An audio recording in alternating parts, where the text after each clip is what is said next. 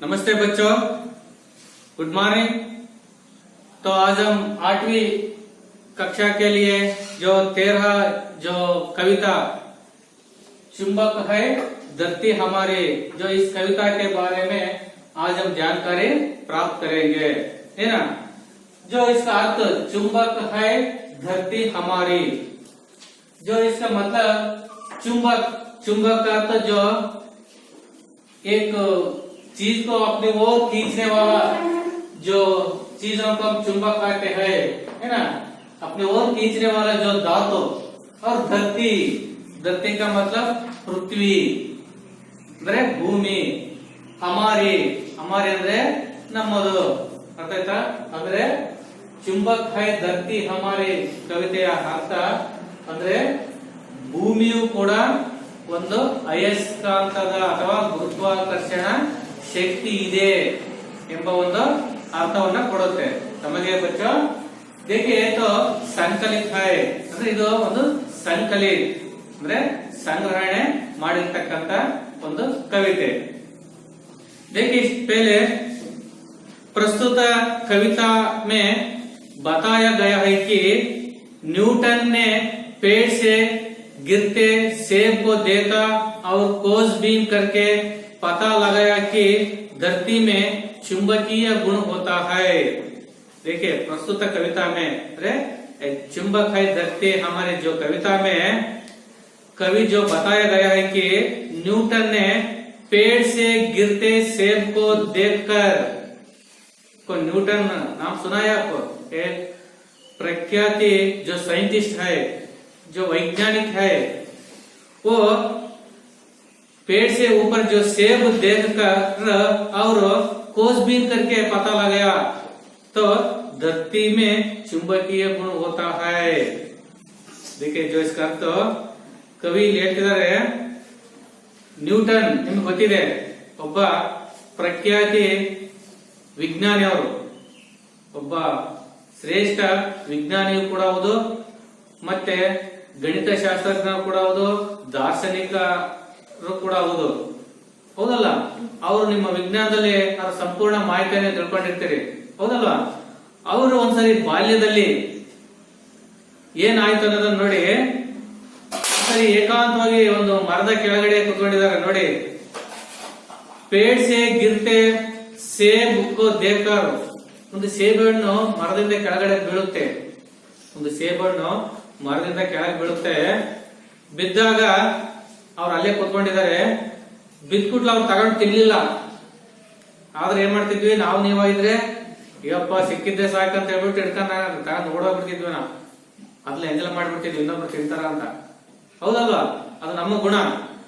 ಆದ್ರೆ ಇವರು ಬಾಲ್ಯದಿದ್ದಾಗ ಯಾರು ನ್ಯೂಟನ್ ಅವರು ಬಿದ್ಕುಟ್ಲು ಅವರು ಯೋಚಿಸಿದ್ರು, ಜೋ ಸೋಚನಾ ಕ್ಯಾ खोजबीन करके, ಬರೀ ಯೋಚಿಸಿ ಹಂಗೆ ಕೂತ್ಕೊಳ್ಳಿಲ್ಲ, ಜೋ खोजबीन करके ಇದು ಯಾಕೆ ಬಿತ್ತು ಅನ್ನೋದ್ರ ಬಗ್ಗೆ ಅವರು ಅದರಲ್ಲೇ ಅವರು ರಿಸರ್ಚ್ ಮಾಡಿದ್ರು, ಸಂಶೋಧನೆ ಮಾಡಿದ್ರು, ಹುಡುಕಿದ್ರು ಬೀಳೋದ್ ಕಾರಣ ಏನು, ಆ ಹಣ್ಣು ಕೆಳಗಡೆ ಬೀಳೋದ್ ಕಾರಣ ಏನು ಅನ್ನೋದನ್ನ ಅವರು ಗಾಢವಾಗಿ ಅದ್ರ ಬಗ್ಗೆ ಗಂಭೀರವಾಗಿ ಚಿಂತನೆ ಮಾಡಿದ್ರು।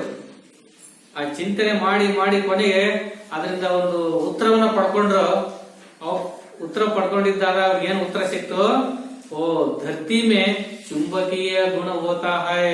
ಅವ್ರಿಗೆ ಕೊನೆಗೆ ಏನ್ ಗೊತ್ತಾಯ್ತಂದ್ರೆ, ಈ ಧರ್ತಿ ಪರ್ ಅಂದ್ರೆ ಈ ಭೂಮಿಯಲ್ಲಿ ಸಹ ಒಂದು ಗುರುತ್ವಾಕರ್ಷಣ ಶಕ್ತಿ ಇದೆ, ಗುರುತ್ವಾಕರ್ಷಣ ಬಲವಿದೆ ಅನ್ನೋದನ್ನ ಮೊಟ್ಟ ಮೊದಲು ಗುರುತಿಸಿದ್ದು, ಕಂಡುಹಿಡಿದ್ದು ಈ ಭೂಮಿಯಲ್ಲಿ ಐಸಕ್ ನ್ಯೂಟನ್ ಅಂತ ಹೇಳ್ಬಿಟ್ಟು, ಅವ್ರ ಪೂರ್ಣ ಹೆಸರು, ಯಾರ ಹೆಸರು ಐಸಕ್ ನ್ಯೂಟನ್ ಅಂತ ಹೇಳ್ಬಿಟ್ಟು।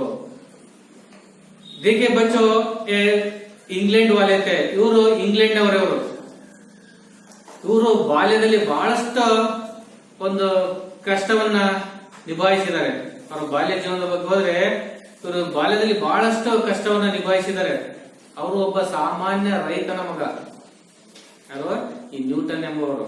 ಏನು ಈ ಗುರುತ್ವಾಕರ್ಷಣೆಯನ್ನ, ಭೂಮಿಯಲ್ಲಿಯೂ ಸಹ ಒಂದು ಗುರುತ್ವಾಕರ್ಷಣೆ ಶಕ್ತಿ ಇದೆ ಅನ್ನೋದನ್ನು ತೋರಿಸಿಕೊಟ್ಟಿರ್ತಕ್ಕಂಥ ಜಗತ್ತಿಗೆ ಏನಿರಲ್ಲ ವ್ಯಕ್ತಿ, ಬಹಳ ಕಡುಬಡವದಲ್ಲಿ ಜನಿಸಿರ್ತಕ್ಕಂತ ಓದುವುದಕ್ಕೆ ಸಾಧ್ಯತೆ ಇರತಕ್ಕಂತ ಸಂದರ್ಭದಲ್ಲಿ ಓದಿರ್ತಕ್ಕಂಥ ಇವರು ತಾಯಿ ಗರ್ಭದಲ್ಲಿದ್ದಾಗಲೇ ಅವ್ರ ತಂದೆ ಮರಣ ಹೊಂದಿರ್ತಾರೆ. ಆವಾಗ ಇವರು ಬಹಳ ಕಷ್ಟಪಡ್ತಾರೆ, ಓದೋಕ್ಕೂ ಕೂಡ ಆಗೋದಿಲ್ಲ. ಅಂತ ಸಂದರ್ಭದಲ್ಲಿ ಇವರು ಏನೇನೋ ಕಷ್ಟಪಟ್ಟು ಓದಿ ಜಗತ್ತಿಗೆ ಇವತ್ತು ಇಂಥ ಒಂದು ಮರೆಯಲಾಗತಕ್ಕಂತ ಸೂರ್ಯ ಚಂದ್ರ ಇರುವವರೆಗೂ ಕೂಡ, ಭೂಮಿ ವಾತಾವರಣ ಇರುವವರೆಗೂ ಕೂಡ ಇರ್ತಕ್ಕಂಥ ಈ ಶಕ್ತಿಯನ್ನ ಜಗತ್ತಿಗೆ ತೋರಿಸಿಕೊಟ್ಟಿರ್ತಕ್ಕಂಥ ಮಹಾನ್ ವಿಜ್ಞಾನಿ ಸರ್ ಐಸಕ್ ನ್ಯೂಟನ್.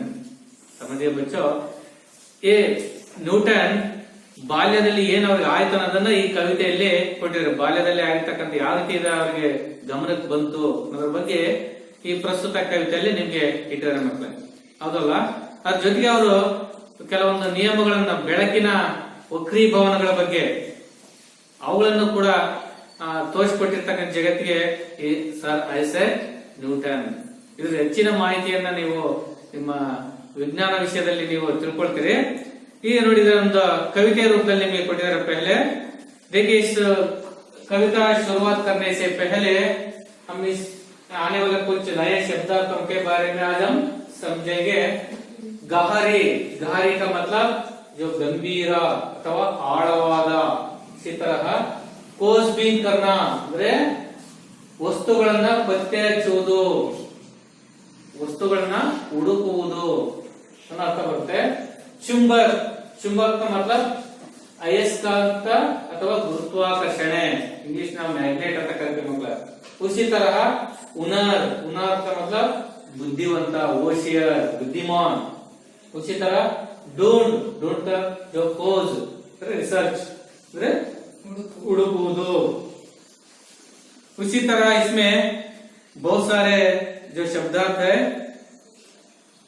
कविता पढ़ते वक्त इसके बारे में समझेंगे. देखिए पहले कविता, एक सब किताब खोल दीजिए, ध्यान से किताब देखिए. एक युवक था बुद्धिमान, आइजक न्यूटन उसका नाम.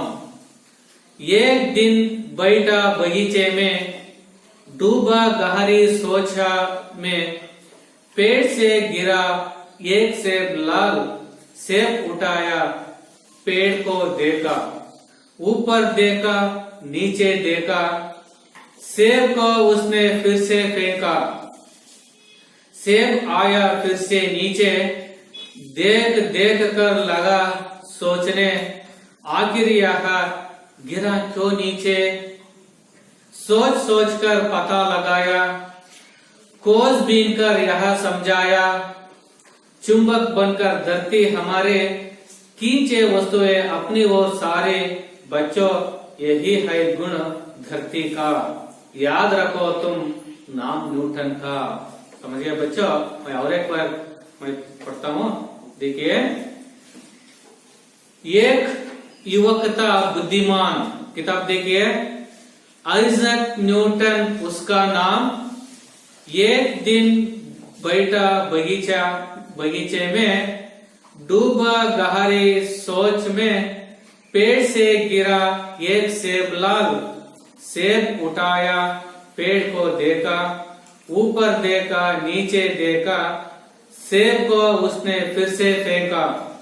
सेब आया फिर से नीचे, देख देख कर लगा सोचने, आखिर यह गिरा क्यों नीचे. सोच सोच कर पता लगाया, खोजबीन कर यह समझाया, चुंबक बनकर धरती हमारे, खींचे वस्तुएं अपनी ओर सारी. बच्चों यही गुण है धरती का, याद रखो तुम नाम न्यूटन का. समझिए बच्चों. देखिए, एक युवक था बुद्धिमान, एक बहुत होशियार बुद्धिमान था. एक होशियार, एक बुद्धिमान था. ಅಂದ್ರೆ ಒಬ್ಬ ಯುವಕನಿದ್ದ, ಅವನು ಬಹುತ್ ಇಂಟೆಲಿಜೆಂಟ್, ಬಹಳ ಬುದ್ಧಿವಂತ ಒಬ್ಬ ಯುವಕ था. समझे बच्चे. आइजक न्यूटन उसका नाम, युवक का नाम क्या है, जो आइजक न्यूटन था. ನೋಡಿ ಹೇಳ್ತಿದ್ದಾರೆ, एक युवक था बुद्धिमान ಐಸಕ್ ನ್ಯೂಟನ್ उसका नाम ಒಬ್ಬ ಬುದ್ಧಿವಂತ ಯುವಕನಿದ್ದ ಅವನ ಹೆಸರು ಐಸಕ್ ನ್ಯೂಟನ್ ಎಂದು एक दिन बैठा बगीचे में डूबा गहरी सोच में देखिए बच्चों एक युवक है ना आइजक न्यूटन एक दिन उन्होंने एक बगीचे में एकांत में जो बैठा था एक बगीचे में एक गार्डन में बगीचे का मतलब तोटा बगीचे अंद्रे तोटा कौन सा जो बगीचे सेब का बगीचे ಸೇಬಿನ ತೋಟದಲ್ಲಿ ಐಸಕ್ ನ್ಯೂಟನ್ ಎಂಬ ಯುವಕ जो बैठा था ಕುಳಿತುಕೊಂಡಿದ್ದ कैसे बैठा था देखिए डूबी गहरी सोच में जो गंभीर जो सोच में जो डूबी था बहಳ ಆಳವಾದ ಏಕಾಂತದಲ್ಲಿ ಯೋಚಿಸುತ್ತಾ ಅದರಲ್ಲೇ ಮುಳುಗಿದ್ದ ಆ ಯೋಚನೆಯಲ್ಲೇ ಮುಳುಗಿದ್ದ ಅರ್ಥಾತ್ ಮಕ್ಕಳೇ ನಾವು ಕೂಡ ಎಲ್ಲೆಲ್ಲ ಕುತ್ಕೊಳ್ತಿರ್ತೀವಿ ಆದ್ರೆ ನಮ್ಮ ಮನಸ್ಸಲ್ಲಿ ಏಕಾಗ್ರತೆ ಇರಲ್ಲ ಅಲ್ಲಿ ಆ ಕಡೆ ಇದ್ ಮಾಡೋದು ಇದನ್ನ ಇದ್ ಮಾಡೋದು ನಮ್ಮ ಮನಸ್ಸು ಏಕಾಗ್ರತೆ ಆಗಿರೋದಿಲ್ಲ ಹೌದಲ್ಲ ಅದಕ್ಕೋಸ್ಕರ ಎಲ್ಲಿ ಏಕಾಗ್ರತೆ ಇರುತ್ತೆ ಅಂದ್ರೆ ಎಲ್ಲಿ ಪ್ರಶಾಂತವಾದ ಜಾಗ ಇರುತ್ತೆ ಎಲ್ಲಿ ಏಕಾಂತವಾದ ಸ್ಥಳ ಇರುತ್ತೆ ಅಲ್ಲಿ ನಮ್ಮ ಮನಸ್ಸು ಏಕಾಗ್ರತೆ ಬರುತ್ತೆ ಹಾಗಾಗಿ ಐಸಕ್ ನ್ಯೂಟನ್ ಎಂಬ ಯುವಕ ಆ ಬಗೀಚೆ ಮೇ ಗಹರಿ ಸೋಚ್ ಮೇ जो डूबा था ಆಳವಾದ ಯೋಚನೆಯಲ್ಲಿ ಮುಳುಗಿದ್ದ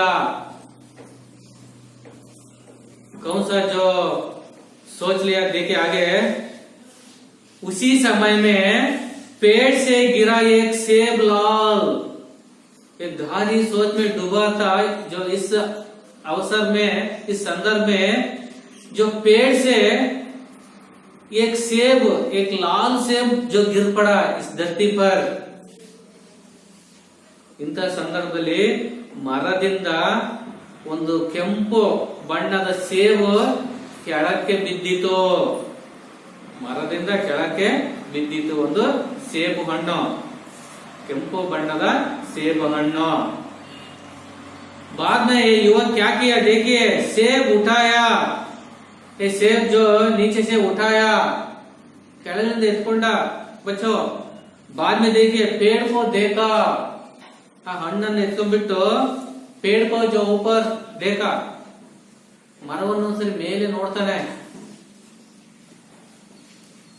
ऊपर देखा नीचे देखा ऊपर एक बार देखता है नीचे एक बार देखता है ऊपर देखता है नीचे देखता है तो अंदाज लगाती है अंदाज ಮಾಡ್ಕೊಳ್ತಿದ್ದಾರೆ ಏನು ಇದು ಅಂತ ಹೇಳ್ಬಿಟ್ಟು ಮೇಲೆ ಕೆಳಗೆ ಆ ಕಡೆ ಈ ಕಡೆ ನೀವೆಲ್ಲ ನೋಡ್ತಿರಲ್ಲ ಅವಾಗ ನಿಮ್ಗೆ ಅನ್ಸುತ್ತೆ ಏನೋ ನೀವು ಏನಾದ್ರೂ ಒಂದು ಅಲ್ಲಿ ಲೆಕ್ಕಾಚಾರ ಆಗ್ತೀರಿ ಅಂತ ನೀವು ಏನಾದ್ರೂ ಒಂದು ಅಲ್ಲಿ ಲೆಕ್ಕಾಚಾರ ಆಗ್ತಿರ್ತೀರಿ ಅನ್ನೋದು ಗೊತ್ತಾಗುತ್ತೆ है उसी तरह आइजक न्यूटन पेड़ से एक लाल सेब जो गिर गया ना जो इस समय में इस सेब को उठाकर ऊपर से नीचे नीचे से ऊपर जो देख लिया देख के बाद तो अंदाज लिया अंदाज ಮಾಡ್ತಾನೆ ವಿಚಾರ ಮಾಡ್ತಾನೆ सेब को उसने फिर से फेंका बाद में उन्होंने क्या किया देखिए ನಂತರ ಏನ್ ಮಾಡ್ತಾನೆ ये सेब को उसने जो आइजक न्यूटन ने फिर से जो फेंक लिया ऊपर जो फेंक लिया ಮೇಲಕ್ಕೆ ಎಸಿತಾನೆ ಫೇಂಕ್ ಅಂದ್ರೆ ಎಸೆಯುವುದು ಫೇಂಕ್ ಅಂದ್ರೆ ಎಸೆಯುವುದು ऐसे सेब को पकड़कर जो ऊपर को जो फेंक लिया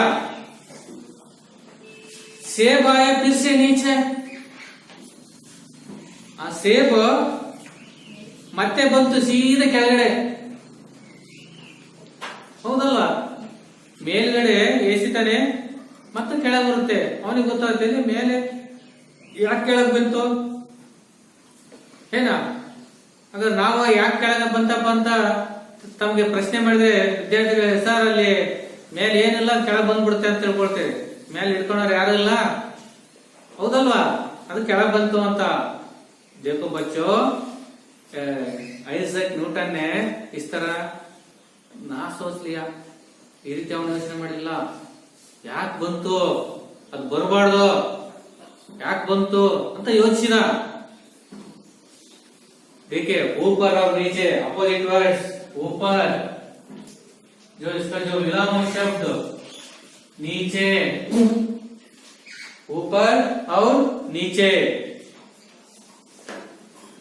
सोच सोच कर पता लगाया, सोच सोच कर पता लगाया, ಯೋಚಿಸಿ ಯೋಚಿಸಿ ಅವನಿಗೆ ಅರ್ಥ ಆಯ್ತು, ಅರ್ಥ ಮಾಡ್ಕೊಂಡ, ಪತ್ತೆ ಹಚ್ಚಿದ, ಹುಡ್ಕೊಂಡ ಮನಸ್ಸಿನಲ್ಲಿ. खोज बीन कर यह समझाया, ಅವನು ढूंढ कर ಸಂಶೋಧನೆ ಮಾಡಿ, ಯೋಚಿಸಿ, ಹುಡುಕಿ ಹುಡುಕಿ उन्हें समझाया, ಅವನಿಗೆ ಅರ್ಥವಾಯ್ತು. चुंबक बनकर धरती हमारी धरती में जो कुछ चीजों को खींचने वाला जो शक्ति है, ये धातु है. ಈ ಭೂಮಿಯು ಕೂಡ ತನ್ನ ವಸ್ತುಗಳನ್ನ ತನ್ನ ಕಡೆ ಎಳೆದುಕೊಳ್ತಕ್ಕಂತ ಒಂದು ಗುರುತ್ವಾಕರ್ಷಣೆ ಶಕ್ತಿ ಇದೆ ಎಂದು. ಹಾಗಾದ್ರೆ ಅರ್ಥವಾಯ್ತಾ ಮಕ್ಕಳೇ? ಭೂಮಿಯು ಕೂಡ ಒಂದು ಗುರುತ್ವಾಕರ್ಷಣೆ ಶಕ್ತಿಯೇ ಇರ್ತಕ್ಕಂತ ಒಂದು ಧಾತು ಏನ. जो इस धरती में ಅಪಾರ ಖನಿಜ ಸಂಪತ್ತು है, ಹಲವಾರು ಖನಿಜ ಸಂಪತ್ತುಗಳು ಈ ಭೂಮಿಯಲ್ಲಿ ಗರ್ಭದಲ್ಲಿ ಆಳವಾಗಿದ್ದಾವೆ, ಹೌದಲ್ಲ? ಒಂದಲ್ಲ ಒಂದು ರೀತಿಯಾಗಿರ್ತಕ್ಕಂತ ನಮ್ಗೆ ಉಪಯೋಗ ಬರುತ್ತೆ. ಆದ್ರೆ ಅವುಗಳನ್ನ ರಿಸರ್ಚ್ ಮಾಡ್ಬೇಕಲ್ಲ, ಹುಡುಕ್ಬೇಕಲ್ಲ. ದೇವರನ್ನ ಭೂಮಿ ಕೆಳಗಡೆ ಕಬ್ಬಿಣ ಇದೆ, ಬಂಗಾರ ಇದೆ ಅಂತ ನಮ್ಗೇನು ಹೇಳಿ ಕಳಿಸಿಲ್ಲ, ಏನ ಬಚ್ಚೋ? ಅದನ್ನ ಮಾನವ ಇವತ್ತು ತನ್ನ ಬುದ್ಧಿಶಕ್ತಿಯಿಂದ ಅವಳನ್ನೆಲ್ಲ ಕೂಡ ಹುಡುಕಿ ಹುಡುಕಿ ಹುಡುಕಿ ಸಂಶೋಧಿಸಿ ಅವಳ ಗುಣಗಳನ್ನ ಇವತ್ತು ಪತ್ತೆ ಮಾಡಿದಾನೆ, ಇವತ್ತು ಉಪಯೋಗ ಪಡ್ಕೊಳ್ತಿದ್ದಾನೆ. ಅದಕ್ಕೋಸ್ಕರ ಇವರು ನೋಡಿ, ಕೋಸ್ ಬೀನ್ಕರ್ ಯಾ ಸಮಜಾಯ, ಬಹಳ ಪರೀಕ್ಷಿಸಿ ತಿಳಿದುಕೊಂಡು ಅವಾಗ ಅವ್ರಿಗೆ ಗೊತ್ತಾಯ್ತು. ಚುಂಬಕ್ ಬನ್ಕರ್ ಧರ್ತಿ ಹಮಾರೆ, ಈ ನಮ್ಮ ಭೂಮಿಯಲ್ಲಿ ಕೂಡ ಅಯಸ್ಕಾಂತದ ಒಂದು ಗುಣವಿದೆ ಎಂದು ತಿಳ್ಕೊಂಡ್ರು. ನಮ್ಮ ಭೂಮಿಯಲ್ಲೂ ಕೂಡ ಒಂದು ಗುರುತ್ವಾಕರ್ಷಣ ಶಕ್ತಿ ಇದೆ ಅಂತ ಹೇಳ್ಬಿಟ್ಟು ತಿಳ್ಕೊಂಡ್ರು, ಜಗತ್ಗೆ ಸಾರಿದ್ರು, ಜಗತ್ಗೆ ತಿಳಿಸಿದ್ರು. खींचे वस्तुएं अपनी ओर सारी, थोड़े खींचे वस्तुएं अपनी ओर सारी, जो इस धरती भी सब चीजों को अपनी ओर जो खींचने वाला जो शक्ति है, ಅಂದ್ರೆ ಭೂಮಿಯು ಕೂಡ ಎಲ್ಲಾ ವಸ್ತುಗಳನ್ನ ತನ್ನ ಕಡೆಗೆ ಸೆಳೆದುಕೊಳ್ಳತಕ್ಕಂತ ಒಂದು ಶಕ್ತಿ ಇದೆ ಎಂದು ತೋರಿಸಿಕೊಟ್ರು. ಬಚ್ಚೋ ಯಹಿ ಹೈ ಗುಣ ಧರ್ತಿ ಕಾ, ಹೌದಲ್ಲ ಮಕ್ಕಳೇ? ಇದು ನಾವು ವಾಸ ಮಾಡ್ತಕ್ಕಂತ ಈ ಭೂಮಿಯಲ್ಲಿ ಇರ್ತಕ್ಕಂತ ಒಂದು ಗುಣ. ಹಾಗಾಗಿ ಯಾದ್ ರಖೋ ತುಮ್ ನಾಮ್ ನ್ಯೂಟನ್ ಕಾ. ಹಾಗಾಗಿ ಹಮೇಶ ನಾವು ಜೀವಂತವಾಗಿ ಇರುವ ತನಕ ನಾವು ಇವರ ಹೆಸರನ್ನ ನಾವು ಯಾವಾಗಲೂ ಕೂಡ ನಮ್ಮ ಮನಸ್ಸಿನಲ್ಲಿ ಇಟ್ಕೋಬೇಕು ಅಂತ ಒಂದು ಶಕ್ತಿಯನ್ನ ನಮ್ಗೆ ಜಗತ್ತಿಗೆ ತೋರಿಸಿಕೊಟ್ಟಿರ್ತಕ್ಕಂತ ವ್ಯಕ್ತಿ ಈ ವಿಜ್ಞಾನಿ ಐಸಾಕ್ ನ್ಯೂಟನ್. ಅದ್ರ ಜೊತೆಗೆ ಇನ್ನು ಬೇರೆ ಬೇರೆ ಅವರು ಕೆಲವೊಂದು ಪ್ರಯೋಗಗಳನ್ನ ಮಾಡಿದ್ದಾರೆ ಮಕ್ಕಳೇ, ಹೌದಲ್ವಾ? ಅವುಗಳನ್ನು ಕೂಡ ನಿಮ್ಮ ವಿಜ್ಞಾನದಲ್ಲಿ ನೀವು ತಿಳ್ಕೊಂಡಿರ್ತೀರಿ, ಹೌದಲ್ವಾ? एक कविता आपको समझ में आता है तो मैं समझता हूँ, और एक बार मैं कविता पढ़ूंगा. देखिए, एक युवक था बुद्धिमान आइजैक न्यूटन, उसका नाम. एक दिन बैठा बगीचे में, डूबा गहरी सोच में. पेड़ से गिरा एक सेब लाल, सेब उठाया पेड़ को देखा, ऊपर देखा नीचे देखा, सेब को उसने फिर से फेंका. सेब आया फिर से नीचे, देख देख कर लगा सोचने, आखिर यहाँ गिर क्यों नीचे.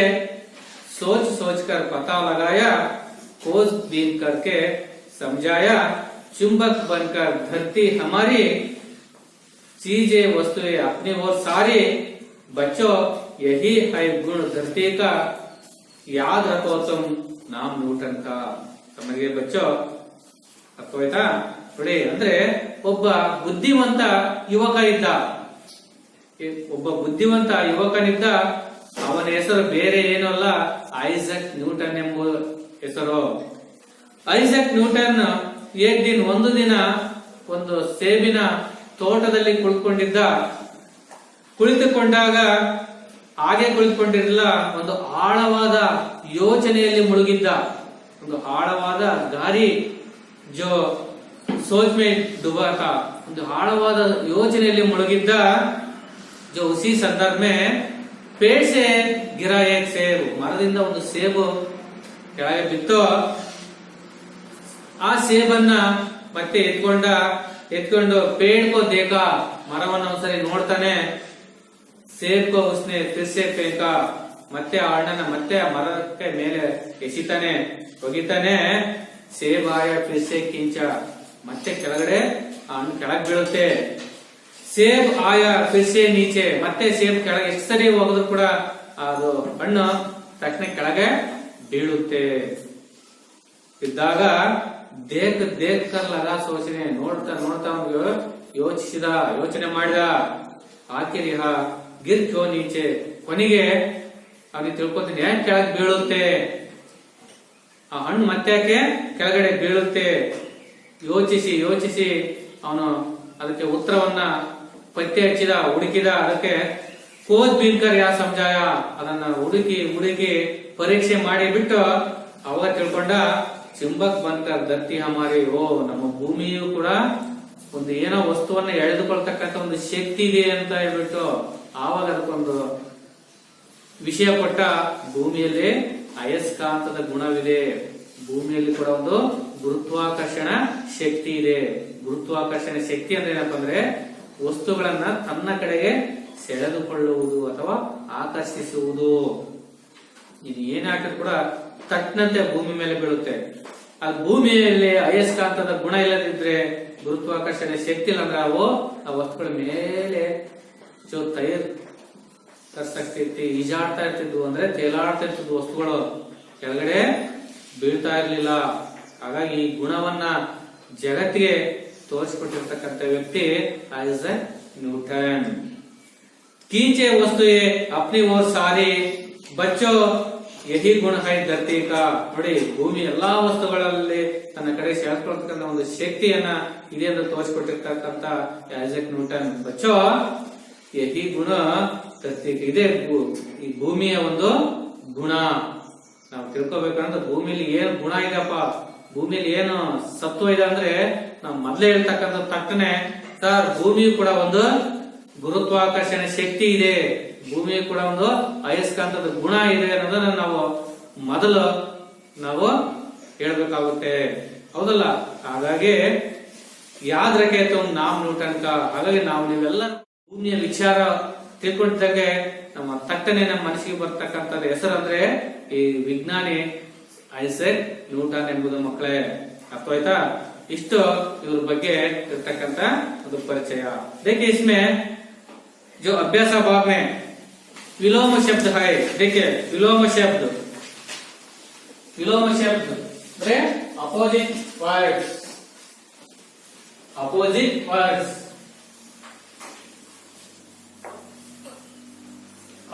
वर्ड्स.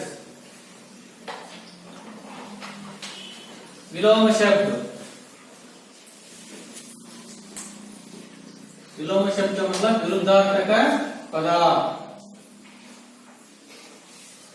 विरुद्धार्थक शब्द और उल्टा शब्द इस तरह हम कहते हैं. विलोम शब्द, विरुद्धार्थक शब्द, उल्टा शब्द. समझे बच्चे? ये तीनों नामों से हम कहते हैं. देखिए पहला सगुण. अपोजिट वर्ड्स का जो चिन्ह, एक चिन्ह लगाना, और सगुण दुर्गुण. और उसी तरह दूसरा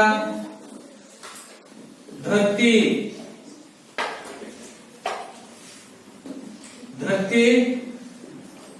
आकाश है ना, आकाश अथवा आसमान गगन। उसी तरह दिन बहुत इजी है, दिन रात, दिन रात। उसी तरह ऊपर है ना, ऊपर नीचे, ऊपर नीचे। आखिर, आखिर, आखिर, पहले, आखिर पहले। आखिर ಅಂದ್ರೆ ಕೊನೆಗೆ, ಪಹಲೆ ಅಂದ್ರೆ ಮೊದಲು, ಆಖಿರ್ ಅಂದ್ರೆ ಎಂಡ್, ಪಹಲೆ ಅಪೋಸಿಟ್ ವರ್ಡ್ಸ್। और पता,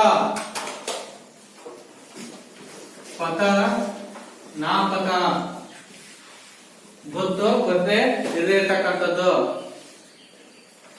उसी तरह अन्य वचन, एक वचन और बहुवचन है ना। पेड़ तो पेड़ है तो बदल नहीं होता, बदल नहीं सकता। वस्तु, वस्तुएं, वस्तु वस्तुएं।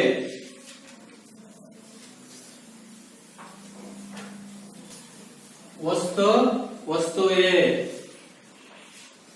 वस्तु वस्तुएं। उसी तरह बच्चा, बच्चा, बच्चे, बच्चा बच्चे। उसी तरह देखिए नमूना के अनुसार अन्य लिंग शब्द लिखिए, बेटा बेटी। उसी तरह शेर शेरनी, शेर शेरनी। और उसी तरह बच्चा बच्ची, मोर मोरनी, मोर मोरनी। अन्य लिंग रूप देखिए, मोर मोरनी, मोर पुल्लिंग शब्द, मोरनी स्त्रीलिंग शब्द। शेर पुल्लिंग शब्द, शेरनी स्त्रीलिंग शब्द। और उसी तरह लड़का, आपको मालूम है लड़का लड़की। उसी तरह ऊंट ऊंटनी, हमेशा याद कर लो, ऊंट ऊंटनी, ऊंट ऊंटनी। चाचा चाची। उसी तरह विद्यार्थी विद्यार्थी, वो तो चेंज नहीं होता। कन्नड़ में विद्यार्थी विद्यार्थी ने ऐसे कहते हैं, लेकिन हिंदी में विद्यार्थी विद्यार्थी। और छात्र छात्रा होता है, छात्र पुल्लिंग शब्द, छात्रा स्त्रीलिंग शब्द। देखिए आगे जोड़ कर लिखिए। आ और ब विभाग में जो जोड़ना चाहिए, आ विभाग में जो प्रश्न है, ब विभाग में जो उत्तर है, आ विभाग पर देकर ब विभाग में जो जोड़ना चाहिए। चुंबक बनकर, तो इधर धरती हमारे, तो एक लगाइए यहाँ पर, धरती हमारे है ना, एक लगाइए यहाँ पर। और दूसरा खींचे वस्तुएं, खींचे वस्तुएं, तो इधर अपनी ओर सारे। और तीसरा बच्चों यही है गुण धरती का। और चौथा याद रखो तुम, याद रखो तुम नाम न्यूटन का। उसी तरह देखिए खाली जगह बरिए, बिट्ಟ ಸ್ಥಳವನ್ನ ತುಂಬಿ। सेब आया डैश से नीचे, है ना, सेब आया डैश, जो फिर से नीचे, सेब आया फिर से नीचे। दूसरा आखिर यह डैश क्यों नीचे, आखिर यह डैश क्यों नीचे, गिरा क्यों नीचे, यहाँ पर गिरा लिखिए।